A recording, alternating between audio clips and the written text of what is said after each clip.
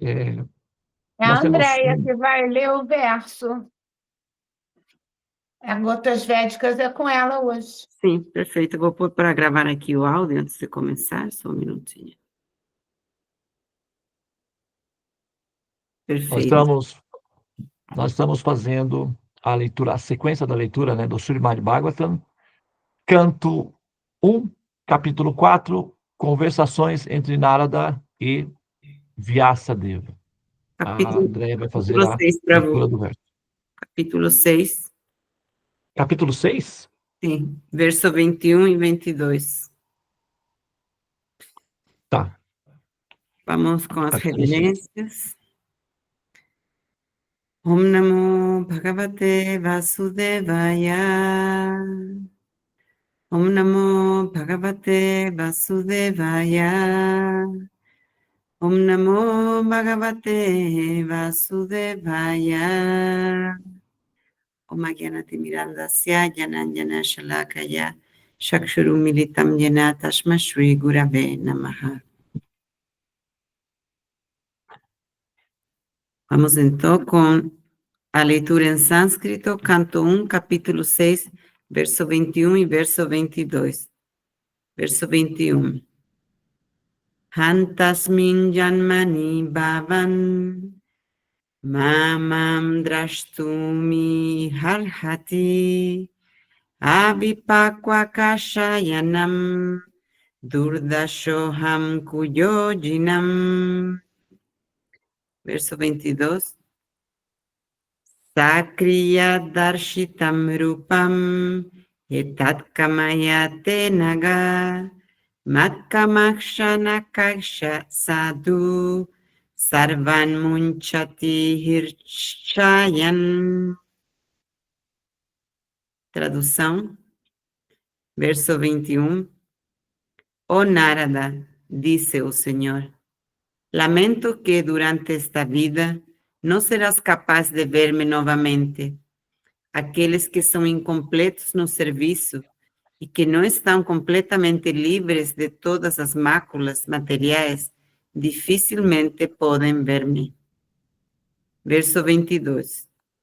Ó virtuoso, viste somente uma vez minha pessoa, e isso é apenas para aumentar teu desejo por mim.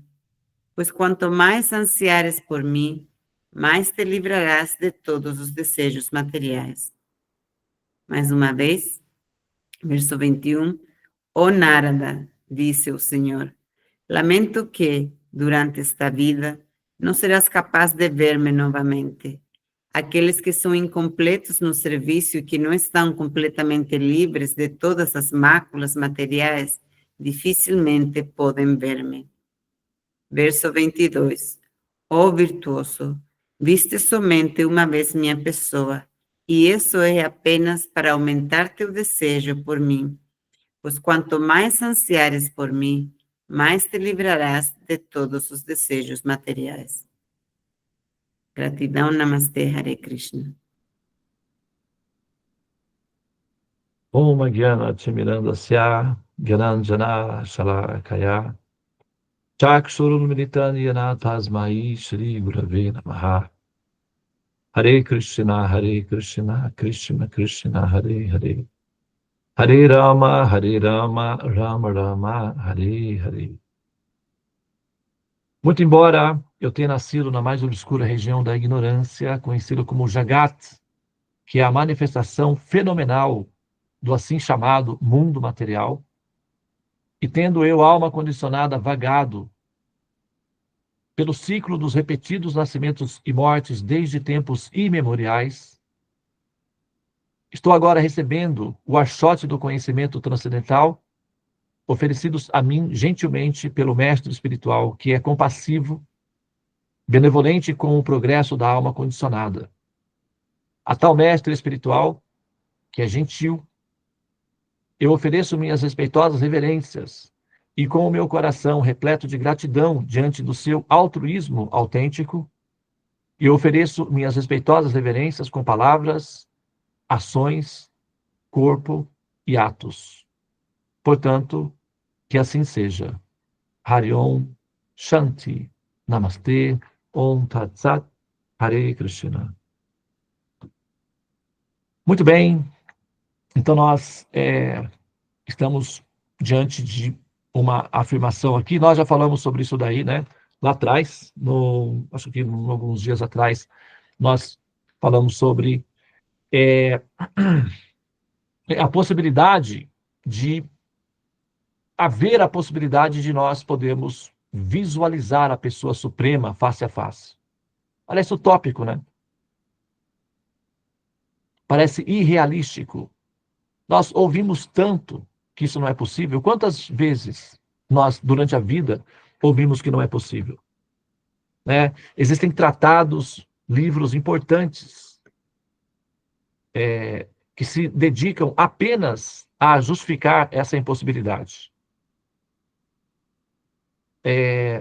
Não tem, aparentemente, descrições de exemplos de situações assim, de um modo geral, na humanidade, é verdade. Mas aqui nós estamos diante do Srimad Bhagavatam, que contém uma afirmação, ou essa afirmação é verdadeira ou ela é falsa. Ela pode ser um placebo. Ela pode ser uma motivação didática, meramente. Ou ela pode ser uma afirmação verdadeira, partindo de uma pessoa verdadeira, em condições autênticas. Nós podemos decidir aí para qual direção nós vamos caminhar. As probabilidades, elas são iguais, tanto para cima quanto para baixo. Nós podemos caminhar do 0 para trás, -1, -2, -3, até quando? Infinitamente. Tem espaço para caminhar ao infinito, para trás. Do 0 para frente, 1, 2, 3, 4, também infinito. Para qualquer direção que nós formos, é válida e infinita. Então, diante dessa afirmação aqui, nós podemos ter duas posições definidas.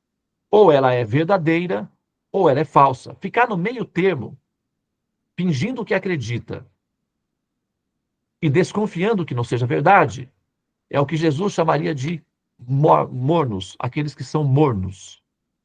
Os mornos são regurgitáveis, ou seja, eles são nauseantes, porque eles são os espertinhos. O que são os espertinhos? Maria vai com as outras. Vão torcer para o time que estiver ganhando. Na política, eles são os odiáveis, são chamados de centrão, onde a corrupção está à disposição. Quem pagar mais, compra o voto. Então, a nossa posição pode ser de pessoas superficiais, vamos colocar dessa maneira, ou autênticas.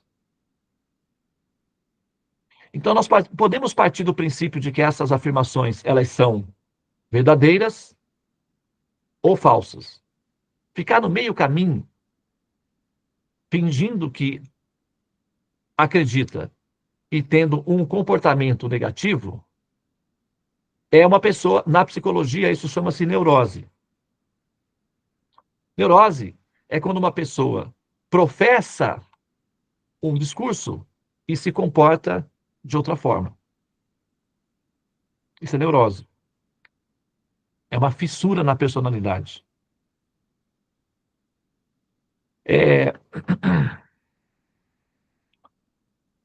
Na política, isso é chamado de hipocrisia. Mentira, falácia. Então, não é somente fingir, não é somente passar pelos temas de maneira aleatória, sem entender o que está fazendo, porque o risco é nós nos posicionarmos como pessoas superficiais, hipócritas, corruptas, indecisas, que são os mornos, e ter uma vida negando essa informação. O resultado, por que o universo é eterno? Qual é a função do universo ser eterno? é que para que os indecisos tenham tempo suficiente de tomar as suas decisões. E qual é a consequência disso? Quanto que você tem que pagar do seu plano de saúde? Você está com receio de que a cirurgia vai dar certo ou não?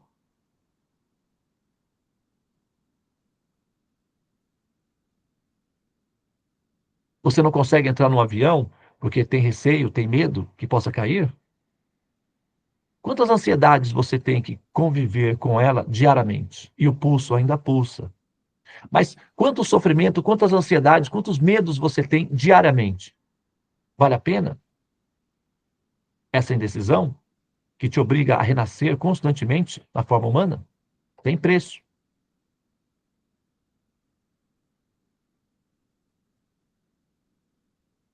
Então, esse, esse segundo verso aqui. Ora, vamos pegar a fala, né, de forma detalhada. Ó Nárada, disse o Senhor. Ou essa fala é verdadeira, ou ela é mentira, ou ela é falsa. Essa fala está dizendo que o Senhor pessoalmente está falando. Não é um profeta, não é um oráculo, é a pessoa mesmo. Então, vamos partir da probabilidade de que seja verdadeira. Não precisamos acreditar, mas podemos apostar na probabilidade de que seja verdadeira, como aposta inicial. Vamos considerar que seja verdadeira, tá? Não é acreditar, é só considerar como se fosse. Apenas isso. Ninguém é obrigado a acreditar em nada. Mas nós temos que considerar as possibilidades, do ponto de vista científico, de forma objetiva, para ver qual é o resultado que isso daria, caso fosse verdade. Lamento que, durante esta vida, não será capaz de me ver novamente. Então, ele foi visto.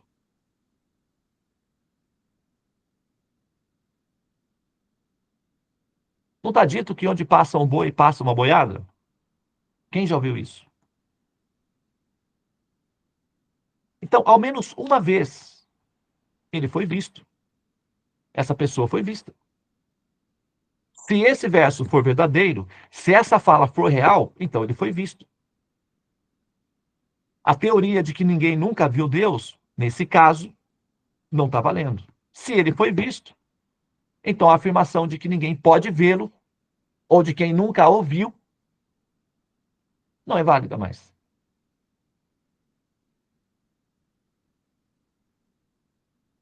Ah, mas eu vi a luz. A luz é genérica, não é a pessoa.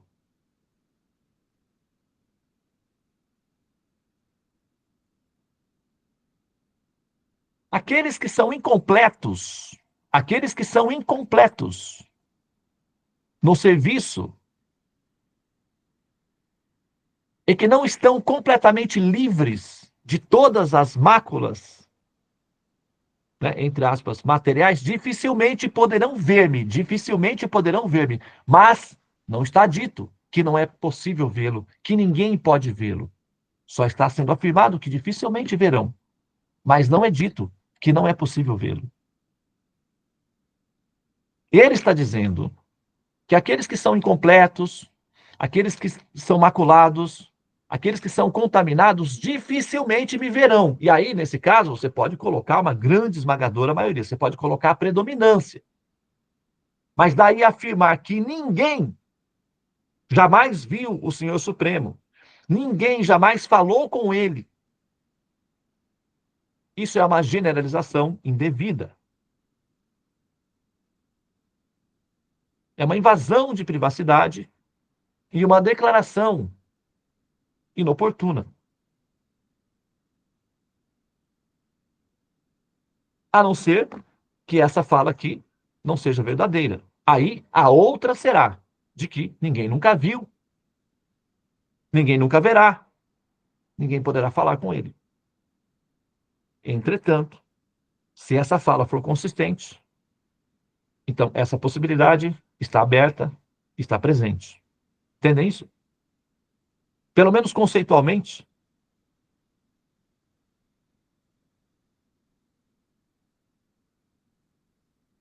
E vocês estão lendo exatamente o que eu estou lendo. Eu não estou dizendo para vocês que vocês devem acreditar em mim. Vocês estão vendo exatamente o que eu estou vendo.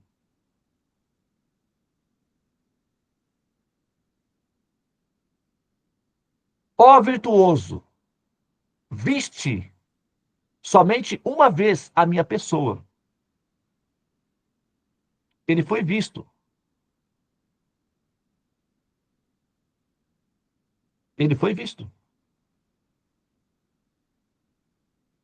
Ele foi visto e está se comunicando com ele, está falando pessoalmente. Pelo menos uma vez. Entretanto, existem centenas de descrições em que ele foi visto, em que ele falou e até que ele interagiu com os seres humanos. O que seria absolutamente natural, normal, se você considerar que um pai eventualmente vem visitar seus filhos, mesmo que ele seja separado da mãe. Tem casos, não tem? Em que o pai é separado da mãe, mora numa cidade ou até num país diferente e eventualmente vem para interagir com os filhos. Isso é normal para um pai que ama. Um pai que não ama pode passar anos sem se importar em vir ver seus filhos, falar com eles, abraçá-los, brincar com eles. Pais narcisistas, abandonadores, não se importam com seus filhos. Eles saem por aí, como zebras. Os filhotes ficam com a mamãe. Os machos saem por aí e não voltam para trás. Aí nós estamos falando de um mecanismo biológico inferior, bestial, dos animais. Tem homens que se comportam de maneira bestial e biológica, abandonando os seus filhos, sem jamais voltar a eles.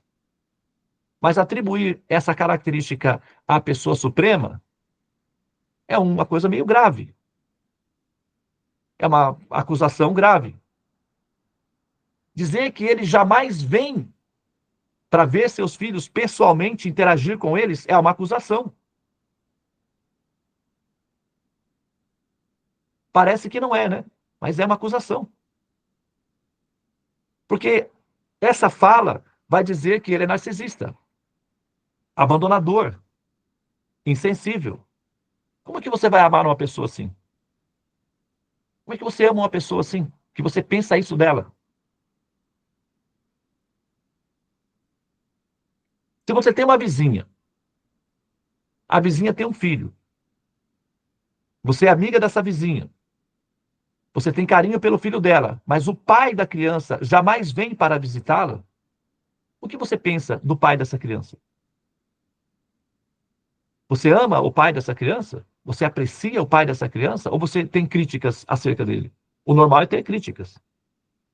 Amar uma pessoa abandonadora, narcisista, não é comum. É só para quem está clinicamente afetada pela patologia de amar uma pessoa indigna. Não é normal. Então, quando a humanidade diz que Deus jamais vem, que o pai jamais vem para visitar seus filhos e ainda assim diz que o ama, como assim? Que tipo de amor é esse? Que qualidade de amor é essa? Não é amor. Pode ser que a humanidade tenha a esperança de que essa pessoa mude o seu comportamento e passe a amá-la, como uma criança que tem a esperança de que o papai venha visitá-la algum dia para brincar com ela. Mas isso é esperança. Não é amor ainda, porque a outra pessoa não coopera para que esse amor aconteça. E parece que é uma coisa simples, mas é uma coisa séria. Porque essa acusação impede que a gente tenha uma apreciação verdadeira por essa pessoa que, em tese, nós deveríamos aprender a amar. Então, primeiro, nós temos que ter informações corretas, de precisão, para que essa pessoa seja vista com apreciação. E, ao menos aqui, se eu tenho que fazer uma observação acerca da pessoa suprema, diante dessa informação, ao menos isso me permite pensar essa pessoa como, no mínimo, ao menos essa pessoa está tentando interação. Já eu consigo apreciar pelo menos um pouquinho, porque ela está tentando. Ela está vindo. Ela não está abandonadora, insensível, distanciada, separada. Ela não é separatista. Ela está tentando interação. Se ela está tentando interação, eu já consigo apreciar essa pessoa ao menos um pouquinho. Talvez eu não consiga amá-la, mas eu já consigo ter compaixão dela, porque ela está tentando.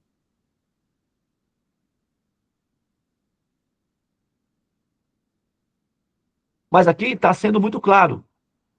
Essa pessoa foi vista e existe uma interação. E ela está dizendo ali em cima: eu lamento muito que você não consiga me ver mais, por conta das suas incompletudes, das suas fragmentações, por conta da sua dificuldade de fixar a sua mente em mim. Mas em breve você será capaz. Eu te ajudarei. Você não está sozinho. Aí eu já consigo apreciar um pouco mais. Amor é apreciação. Ninguém ama ninguém que não é apreciada, que não é apreciável. Nós não somos obrigados a amar ninguém. Um pai não é obrigado a amar um filho. Um filho não é obrigado a amar uma mãe. Uma mãe não é obrigada a amar um filho. Nós amamos apenas seres e pessoas que nós apreciamos. O amor é verdadeiro, mas ele só acontece quando o ser é apreciável.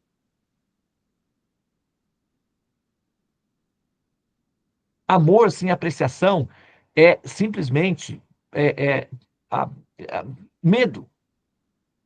É como, por exemplo, paz sem voz. Paz sem voz é medo.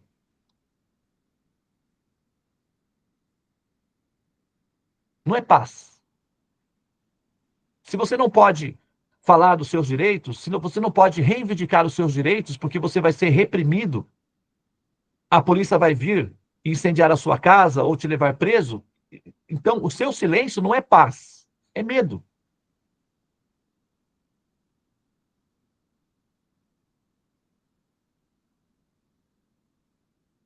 Ó virtuoso, viste somente uma vez a minha pessoa, e isso é apenas para aumentar o teu desejo por mim. Pois, quanto mais ansiares por mim, mais te livrarás de todos os desejos materiais que permitirá com que os seus olhos me vejam constantemente. Então,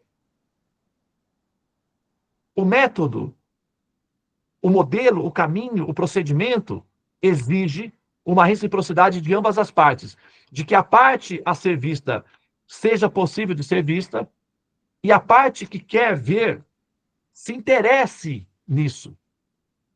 Mas se eu assumo para mim que eu sou incapaz de ver, que eu não sou capaz de ver, que a pessoa suprema não tem nenhuma interação comigo, não tem nenhum interesse pessoal em mim, que está distante, que jamais será vista por mim, então por que eu vou me esforçar? Por que eu vou buscar essa pessoa? E o meu amor, quando eu falar em público, ou quando eu pensar em mim mesmo como um ser que busca amar essa pessoa, como é isso? Aonde é que isso vai dar? Quem falha em planejar, planeja falhar. É autossabotagem. É um truque. É uma adaptação ao fracasso.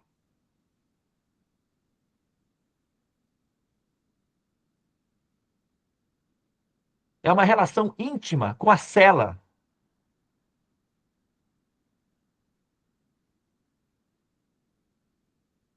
Tudo bem que a gente precisa de algumas instruções que nos libertem da ignorância. Aí está. Srimad Bhagavatam é o libertador da ignorância. Por isso nós estamos estudando essas escrituras. Essas escrituras, essas revelações, elas são para seres humanos autênticos, verdadeiros, buscadores superiores. Por isso, nós estamos tendo a oportunidade e o bom karma de ter acesso a esse conhecimento. Então, nós temos que aproveitar a nossa oportunidade e fazer o bom uso do nosso bom karma e da nossa inteligência lúcida. Então, tem sim a possibilidade. Então, tem sim um método. Então, tem sim uma forma. Então, é possível.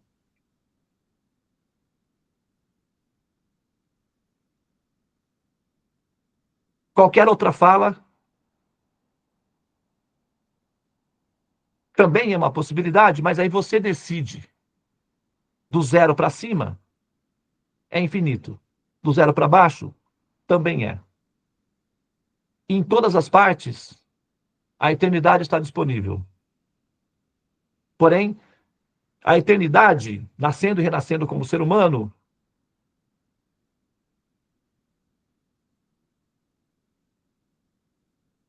olha, tem alguns que gostam.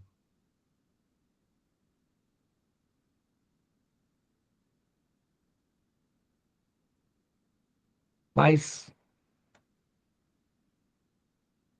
não é a opção para aqueles que são civilizados, lúcidos, sóbrios e conscientes. Ok? Muito bem, então eu vou pausar aqui. Muito obrigado pela atenção. Namastê. Hare Krishna, Krishna Krishna, Hare Hare. Hare Rama, Rama Rama, Hare Hare. Ó energia suprema, amor divina, ó Mahamantra, libertador do ser, desperta-me, eleva-me, envolve-me, protege-me. Hare Om Shanti, Namaste Om Tat Sat, Hare Krishna.